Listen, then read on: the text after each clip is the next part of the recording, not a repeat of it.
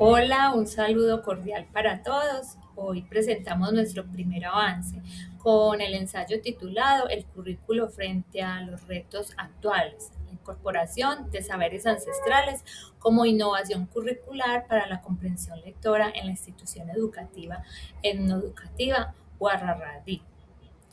Este condensa la tesis donde sostenemos que la innovación curricular más pertinente para una institución etnoeducativa no proviene necesariamente de la incorporación de nuestras tecnologías, sino de la resignificación epistemológica de los saberes propios del pueblo en Verachamí.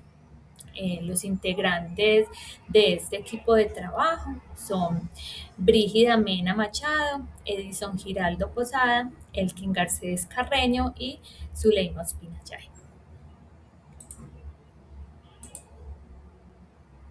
Bueno, este mapa conceptual presenta los principales retos del currículo en la actualidad desde una perspectiva intercultural y decolonial. En primer lugar, la transformación digital y la inteligencia artificial representan oportunidades para innovar, pero requieren un uso crítico y ético. En segundo lugar, la brecha digital y la conectividad rural evidencian la necesidad de garantizar un acceso equitativo a la tecnología. El tercer reto es la inclusión y la diversidad cultural que exige diseñar currículos pertinentes y respetuosos de los diferentes saberes que tienen las culturas. Finalmente, la pérdida de los saberes ancestrales plantea la necesidad de incorporar estos conocimientos al currículo para fortalecer la identidad cultural y los procesos de aprendizaje. Estos desafíos convergen en la construcción de un currículo flexible, decolonial e intercultural, orientado a la equidad, el aprendizaje permanente y la preservación de la diversidad cultural.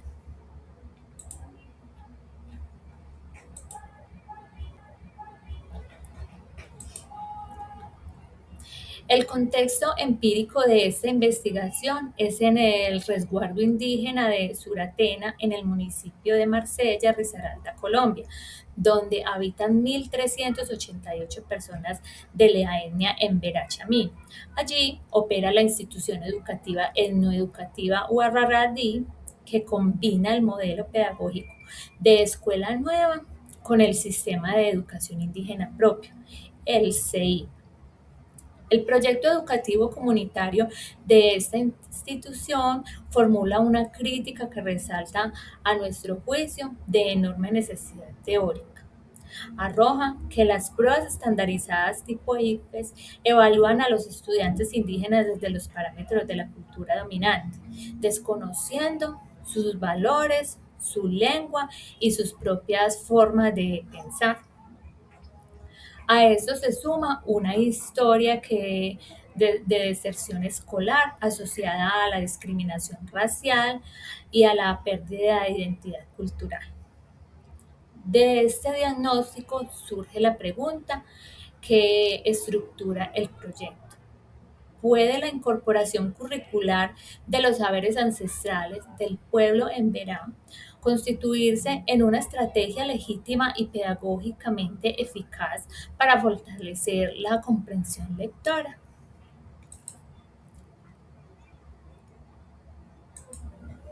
Cordial saludo, doctora. Antes de avanzar, queremos explicar la postura epistemológica que orienta este ensayo. Siguiendo a Stenhouse y Grandi, entendemos que el currículo no es un instrumento técnico ni neutral, sino una construcción cultural que selecciona y privilegia unos saberes sobre otros.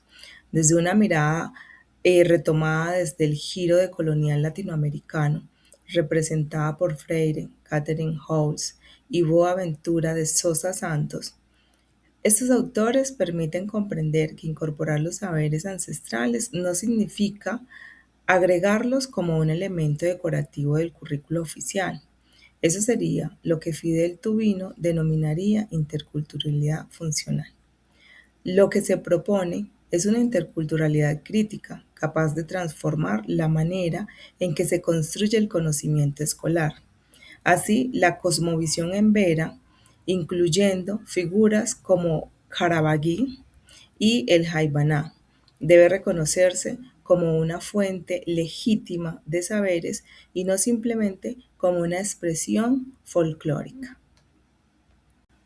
En este primer apartado analizamos el paso por diferentes tradiciones curriculares, el currículo tradicional de carácter técnico y transmisivo, el currículo crítico inspirado en Freire, el currículo intercultural que busca un diálogo equilibrado entre saberes y el currículo decolonial que cuestiona las jerarquías existentes entre las distintas formas de conocimiento. Desde esta perspectiva, consideramos que la propuesta de la institución Ouattara supera el currículo crítico tradicional, porque no se limita al diálogo dentro del aula. También cuestiona la visión occidental del conocimiento y traslada el aprendizaje al territorio, la huerta y la minga.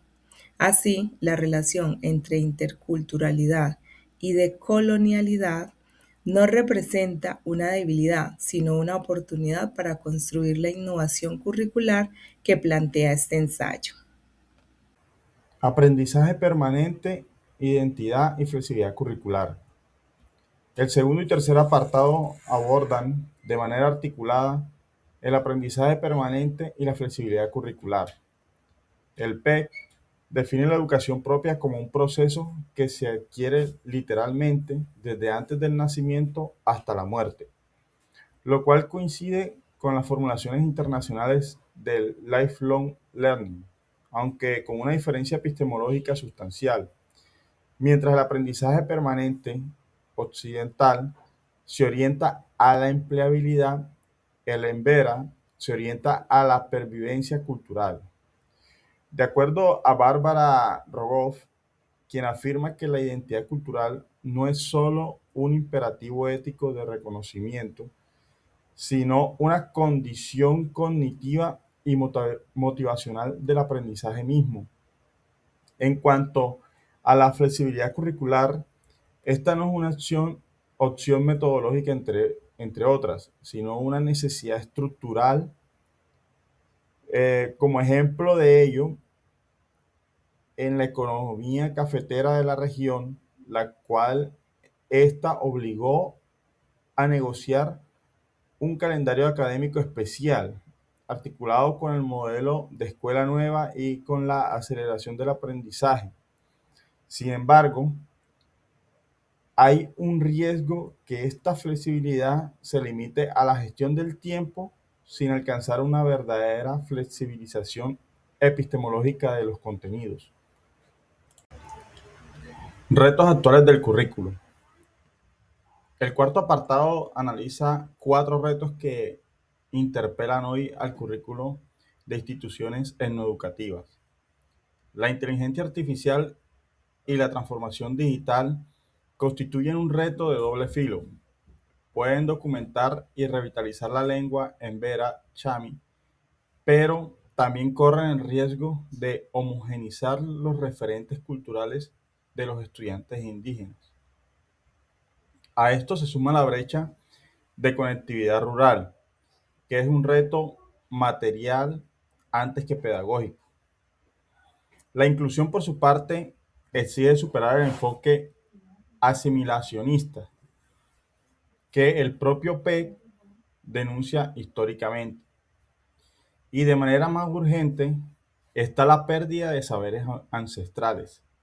El mismo proyecto educativo comunitario advierte con una crudeza que no debe leerse en clave nostálgica, sino como un diagnóstico curricular, que el Envera hoy en día, siglo XXI, está perdido.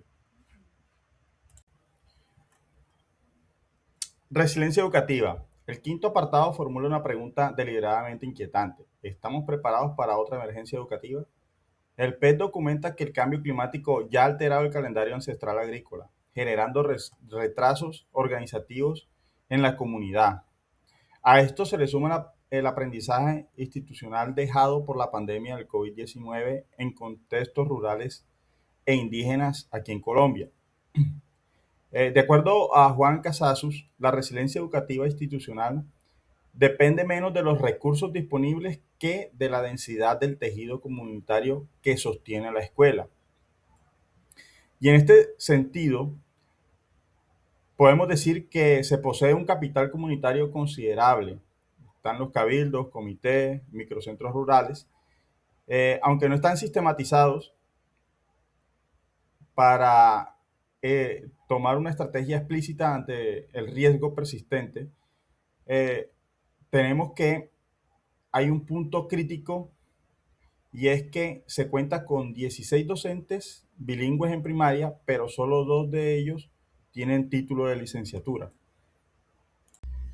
Continuando con nuestra presentación, llegamos al eje argumentativo central, los saberes ancestrales como innovación curricular. En este sentido, la oralidad en Verá es transmitida en el fogón a través de mitos, leyendas y la ley de origen. Constituye una forma de alfabetización previa a la alfabetización escrita, en la medida en que ya entrena estructuras cognitivas de comprensión, secuencia narrativa, inferencia, identificación causa-efecto e interpretación simbólica. Siguiendo a Isabel Solé y a Daniel Casani, la comprensión lectora es un proceso interactivo entre lector, texto y contexto sociocultural previo. Por tanto, sistematizar pedagógicamente los relatos orales del pueblo en Verá como corpus de lectura curricular no es una concesión identitaria, sino una decisión didácticamente fundamentada. Ahora bien, esta incorporación enfrenta límites reales.